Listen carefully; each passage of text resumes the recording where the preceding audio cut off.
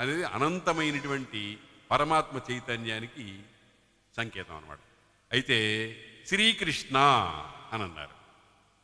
శ్రీ శ్రీ అంటే శోభ, వెలుగు, కాంతి, జ్యోతి, లక్ష్మి మొదలైన అనేకమైన అర్థాలు ఉన్నాయి. శ్రీయుతుడైనటువంటి కృష్ణుడు. ఇక్కడ మనం ఒక్కటి చెప్పుకోవాలి, ఏమిటంటే శ్రీ అంటే లక్ష్మీదేవి, కృష్ణుడు అంటే విష్ణువు, శ్రీమన్నారాయణుడు, శ్రీతో కూడినటువంటి నారాయణుడు. శ్రీమత్, శ్రీతో కూడినటువంటి నారాయణ స్వరూపం ఏదైతే ఉందో ఆయన శ్రీకృష్ణుడు. అంటే ద్వాపర యుగంలో చిట్ట చివరగా పాండవ నిర్యాణానికి ముందుగా, ఒక సంవత్సరం ముందుగా వెళ్ళిపోయినటువంటి, తాత్కాలికంగా మనకు తెలియవచ్చినటువంటి కన్నయ్య మాత్రమే కాదు, అనాది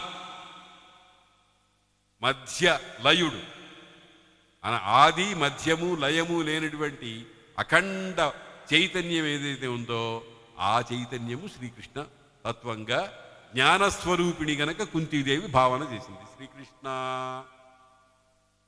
యదుభూషణ, యదువులు అంటే యదువు వంశం వాళ్ళు. యదువు అనేటువంటి వాడు యయాతి మహారాజు యొక్క కుమారుడు.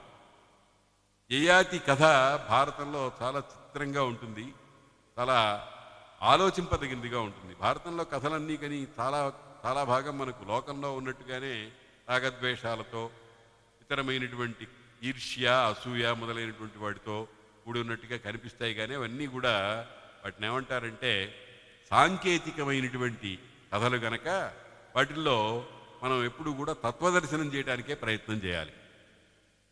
యయాతి మహారాజు ఒకడున్నాడు, ఆయన తండ్రి గారు నహుషుడు. ఆ చంద్రుడి దగ్గర నుంచి 5వ తరమో 6వ తరమో అయినటువంటి వాడు. పాండవులు చంద్రవంశము, రాముడు మొదలైన వాళ్ళు సూర్యవంశము, అగ్నివంశమని మూడు రాజవంశాలు ఉన్నాయని మనకు పురాణాలు చెబుతూ ఉన్నాయి. సూర్యవంశము, చంద్రవంశము, అగ్నివంశము అని. అగ్నికుల క్షత్రియులు అని మనం ఇప్పుడు అనుకుంటూ ఉంటాం. కాబట్టి ఈ 3 వంశాలు, అందులో యయాతి మహారాజు గారు ఒకడు. యయాతి చాలా గొప్పవాడు, చాలా మహానుభావుడు. ఆయనకి దేవయాని, శర్మిష్ఠ అని 2 భార్యలు. రెండో ఆమె భార్య కాదు నిజానికి, అంటే ఎవరో కన్యాదానం చేసి పెళ్లి చేసిన అమ్మాయి కాదు. ఇంట్లో పని మనిషిగా ఉంటే వాళ్ళిద్దరూ మోజుబడి భార్యాభర్తలు అయినారు, వాళ్ళంతటా వాళ్ళు అయినారు కొన్ని పరిస్థితుల వల్ల. ఈ దేవయానికి 3 కొడుకులు, శర్మిష్ఠకి 2 కొడుకులు. యదువు, తుర్వసుడు, దృహ్యువు అనేవాళ్ళు 3 కొడుకులు దేవయానికి. అనువు, పూరుడు అనేటువంటి వాళ్ళు 2 శర్మిష్ఠ కొడుకులు. ఆ 2 భార్యలు కావటం, వాళ్ళు కొట్టుకోవడం, వాళ్ళందరూ కొన్ని ఇబ్బందులు పడటం, ఇవన్నీ జరిగినాయి. చివరికి యయాతి మహారాజు గారికి ఒక పెద్ద గండం వచ్చింది. ఏమిటంటే అకాల వార్ధక్యం వచ్చింది. అంటే 40-50 ఏళ్ళు ఉండగానే 90 ఏళ్ల వాళ్ళలాగా అయిపోయేటువంటి ఒక శాపం వచ్చింది. ఆ శాపం కూడా దేవయాని తండ్రి వల్ల వచ్చింది, దేవయాని వల్ల వచ్చింది. సరే, ఆయన ఏం చేశాడు? దెబ్బకు దెబ్బ, యుక్తికి పై యుక్తి మామూలుగా లోకంలో ఉంటాయి కదా. ఏమయ్యా మామగారు, మీరు నన్ను ముసలాడన్నారే, ముసలివాడినిగా చేశారే, ఈ శాపం నీకు కాదయ్యా, నాకు కాదయ్యా, మీ అమ్మాయికేనయ్యా. నేను ముసలివాడిని అయితే చెడిపోయేది మీ అమ్మాయి దేవయానే కదా అని ఒక ట్రిక్ వేశాడు. అరే పొరపాటు జరిగిపోయింది అనుకుని, దీనికి ఒక మార్గం ఉందయ్యా, నీ కొడుకుల్లో ఎవరైనా నీ ముసల్తనం స్వీకరించి కొన్నాళ్ళు నీకు యవ్వనం ఇచ్చేటువంటి అవకాశం ఉంటే నువ్వు మళ్ళీ యవ్వనవంతుడు అవుతావు అని అన్నాడు. అడిగాడు, కొడుకులందరినీ అడిగాడు, ఎవరా నా ముసల్తనం తీసుకుని మీ యవ్వనాన్ని నాకు ఇచ్చేవాళ్ళు ఎవరన్నా ఉన్నారా అని అడిగారు. ఈ కథలు వింటుంటే కొంచెం అసహ్యంగా కూడా ఉంటాయి, కానీ చమత్కారంగా ఉంటాయి. దాంట్లో ఉండేటువంటి పరమ తత్వాన్ని హోదాన్ని మనం గ్రహించాలి. అంటే అంటమే కాకుండా శుక్రాచార్య ఇంకో మాట కూడా అన్నాడు, నీకు ఎవడైతే యవ్వనం ఇస్తాడో వాడే నీ తరువాత రాజు అవుతాడు అని అన్నాడు. అంటే యదువు పెద్ద కుమారుడు యదువు, మంచి లక్షణాలు కలిగినటువంటి వాడు, అన్నీ బాగా తెలిసినటువంటి వాడు, జ్ఞానము విజ్ఞానము అన్ని ఉన్నటువంటి వాడు. చెప్పాడు, ఎరా నాయనా నా ముసల్తనం కొన్నాళ్ళు తీసుకుని నీ పడుతున్నా నాకు ఇస్తావా అని అడిగాడు. ఎవడైనా ఇస్తాటండి అటువంటిది? వస్తేనే ఎందుకు వచ్చావే తద్దినమా అనుకునేటువంటి దాన్ని కావాలని తీసుకుంటాడు ఎవడన్నా. నాకు సాధ్యం కాదు తండ్రి అన్నాడు. ఇక్కడ మనం గమనించాల్సింది ఏంటంటే పితృద్రోహం చేశాడు యదువు. అది మనకు అపెరెంట్గా కనిపిస్తుంది, కానీ ఎంత త్యాగమూర్తి వాడు చూడండి ఆ యదువు. తన తండ్రి తరువాత తనకు మహాసామ్రాజ్య అధికారం వస్తుంది అని తెలిసి కూడా నాకు అది అక్కర్లేదు ఇది అక్కర్లేదు అన్నాడు. అది గొప్పతనం, యదువు గొప్పతనం. తండ్రి మాట వినాలి, నిజమే. మాతృదేవోభవ పితృదేవోభవ అంటోంది వేదం. కానీ ఆ మాతృదేవోభవ పితృదేవోభవ అనేటువంటిది దాన్ని పాటించవలసిన అవసరం చాలామందికి ఉంది. కానీ వీతరాగుడు విగత శోకుడు అయినటువంటి వాడికి వివర్తించవు. ఆ యదువు అటువంటి వాడు. అటువంటి యదు వంశంలో పుట్టాడు కృష్ణుడు. యదు భూషణ, అటువంటి యదువుల యొక్క వంశంలో అలంకారప్రాయంగా పుట్టినటువంటి వాడా అన్నాడు. అంటే యదుభూషణ అనేటువంటి మాటలలో కవి మనకి ఏం చెప్పదలుచుకున్నాడు? నిర్వికార మనస్తత్వము. వికారం లేదు, ఏ విధమైనటువంటి ఆశలు లేవు. నేను మనిషినై పుట్టాను, భగవంతుడు నన్ను తిప్పుతున్నాడు.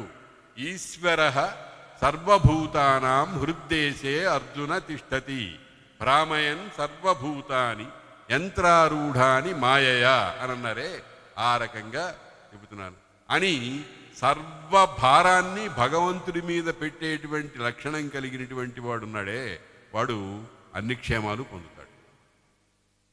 ఈ యదుభూషణుడు అని చెప్పడంతో యదువులో ఉండేటువంటి ఆ మమకార రాహిత్యము, ఆశ లేకపోవటము, నేను రాజును కావాలి, రాజు కావటం కోసం అవసరం వస్తే తండ్రికి యవ్వనం దానం చేసినా పర్వాలేదు అనేటువంటి భావన వైపు పోలా, నాకు అది అక్కర్లేదు ఇది అక్కర్లేదు అని ఒక వీతరాగుడై ఉన్నాడనమాట. అటువంటి వంశంలో ఏరుకు పుట్టాడు శ్రీకృష్ణుడు. అందుకనే యదుభూషణ, యాదవుడు అని అంటారు ఆయన్ని, యదువంశ నందనుడు అని అంటారు. అది ఒక పెద్ద క్వాలిఫికేషన్ కింద, అది ఒక పెద్ద బిరుదు కింద చెప్పుకునేటువంటి విషయం అయింది. ఎందుకయింది అని అంటే యదువులో ఉండేటువంటి ఆశారాహిత్యం. ఏదో బాగుకోవాలి, ఏదో చెయ్యాలి, అది కావాలి ఇది కావాలి అనుకోవటం అనేటువంటిది మానవుడికి బంధహేతు అవుతుంది. చెప్పాను చాలాసార్లు, వ్యక్షరం బంధ ఇత్యాహు త్ర్యక్షరం బ్రహ్మ శాశ్వతం. 2 అక్షరంబులు బంధంబు, 3 అక్షరంబులు మోక్షంబు. భారతం చెప్పింది మనకి 3 సార్లు చెప్పింది భారతం. అక్కడక్కడ మళ్ళీ మళ్ళీ మళ్ళీ మళ్ళీ. దాన్నే అభ్యాసం అంటారు. ఒక విషయాన్ని మళ్ళీ మళ్ళీ మళ్ళీ మళ్ళీ చెప్పడం దేనికంటే మన మనస్సుకి బాగా గట్టిగా పట్టడం కోసం. దానికి అభ్యాసం అని లింగం అంటారు, తాత్పర్య నిర్ణాయక లింగం. భాగవతం అంతా ఏం చేస్తోంది? భాగవతం అంతా మమకారాన్ని చంపుకోమంటోంది. ధర్మరాజు చేసిన పని అదే. ధర్మరాజుని మనం జోదగాడండి, వ్యసనపరుడండి అని అంటాం, కానీ కాదు, దాని వెనకాల ఉండేటువంటిది నాకేం వద్దు నాకేం వద్దు నాకేం వద్దు. ఎన్నిసార్లు అన్నాడండి. అంత మహాభారత యుద్ధం అంతా అయిపోయిన తర్వాత ఆయన్ని సింహాసనం మీద కూర్చోబెట్టడానికి కృష్ణద్వైపాయనుడు దగ్గర నుంచి, కృష్ణుడు దగ్గర నుంచి ఎంతమంది ఎంత ప్రయత్నం చేసినా కానీ చిట్ట చివరికి ముళ్ళ కంచె మీద కూర్చున్నట్టు 2 రోజులు కూర్చున్నాడు, కానీ ఆయన రాజ్య పరిపాలన చేయలే. అంటే అర్థం ఏమిటనమాట? వైరాగ్యం. వైరాగ్యం అనేటువంటిది మానవుడికి భౌతికమైన వస్తువుల మీద ఉండేటువంటి వైరాగ్యం మానవుడిని ఏం చేస్తుంది? పరమార్థం వైపు తీసుకెళ్ళి. అది ధర్మరాజు యొక్క జూదమాటంలో ఉండే రహస్యం. చాలామందికి ఇది అర్థం కాదు. ఆయనే మనిషి అండి, ఆయన్ని అనుసరించి మనం ఏమిటి బాగుంటామండి అని అంటుంటారు. ఏమొద్దు నాకు, నమమ నమమ నమమ అనమంటున్నాడు. మన శాస్త్రాలు కూడా ఏం చెబుతున్నాయి?